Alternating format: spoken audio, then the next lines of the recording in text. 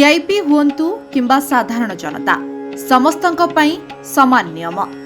एणिकी एइभଳି बड़बड़िया हुंतु किंबा साधारण लोक समस्तंक पई लागू होईची नुआ नियम।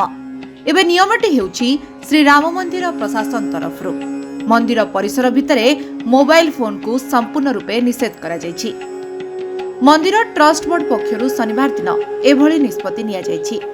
लोकमाने धार्मिक स्थान मानकर जाई रील्स करी एहार मर्यादा नष्ट करुछंती। एहाको दृष्टि रखी किछि धार्मिक स्थान मानकरे मोबाइल फोन को बारण करा जाउछि। एबे अयोध्या रे थिबा राम मंदिर को फोन नेबा संपूर्ण रूपे निषेध करा जायछि। मंदिरर सुरक्षा को दृष्टि रखी एही भली नियम लागू करा जायछि। समस्त भक्तों को एही नियम पालन करबाको अनुरोध करिसेंती मंदिर प्रशासन। राम मंदिर परिदर्शन करने को आसुवा भक्तों पाखरे भगवान को दर्शन करिवार अमाप इच्छा थाए, किंतु मोबाइल फोन व्यवहार करुवा व्यक्ति माने एथिरे अनेक मात्रा बाधा सृष्टि करुछंती।